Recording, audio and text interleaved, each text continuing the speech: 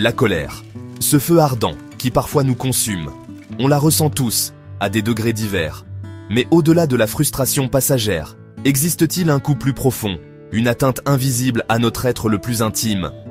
Aujourd'hui, nous allons plonger dans les profondeurs de la colère pour explorer ces dangers insoupçonnés pour votre âme. Avant de parler des dangers, comprenons-la. La colère est une émotion humaine fondamentale.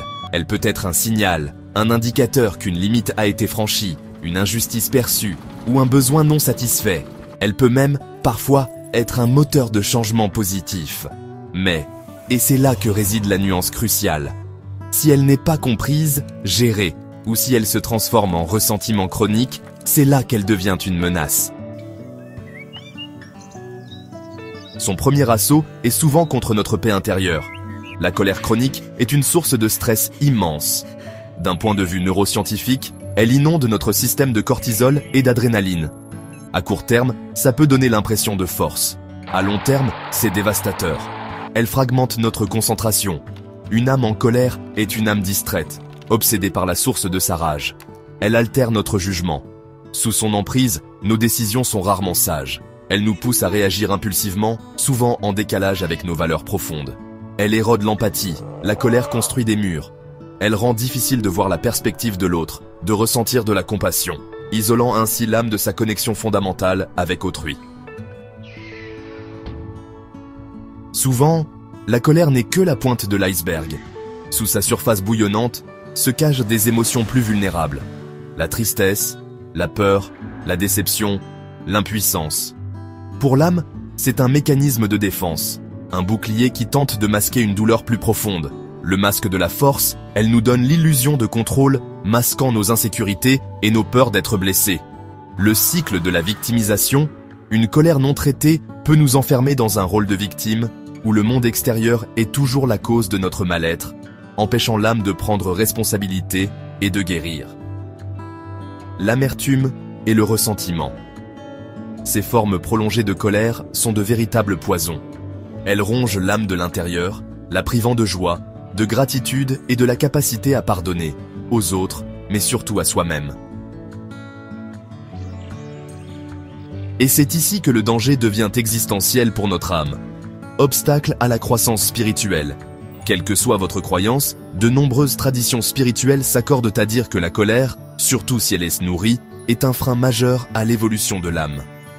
Elle entrave l'amour, la compassion, le pardon, qui sont les piliers de la plupart des chemins spirituels.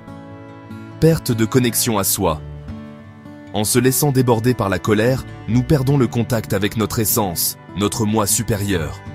L'âme se sent déconnectée, errante, car elle ne vibre plus sur sa fréquence naturelle de paix et d'équilibre. Attraction du négatif. La loi de l'attraction, ou simplement l'observation empirique, montre que ce sur quoi nous nous focalisons s'amplifie. Une âme remplie de colère attire et perçoit davantage de situations qui nourrissent cette colère, créant un cercle vicieux, toxique. Alors, comment protéger notre âme de ce poison? Ce n'est pas simple, mais c'est essentiel. Reconnaître et accepter. La première étape est de reconnaître que vous ressentez de la colère, sans jugement.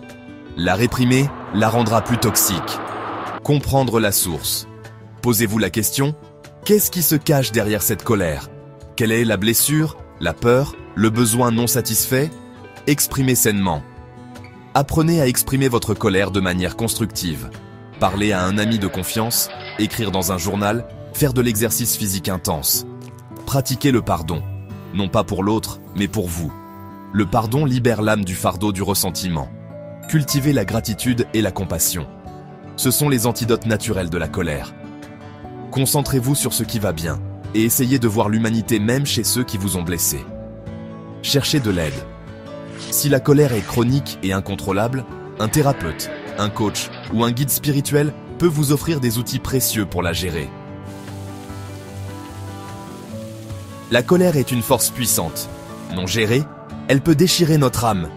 Mais comprise et transformée, elle peut devenir un catalyseur de croissance, une invitation à guérir nos blessures et à nous reconnecter à notre essence profonde de paix et d'amour.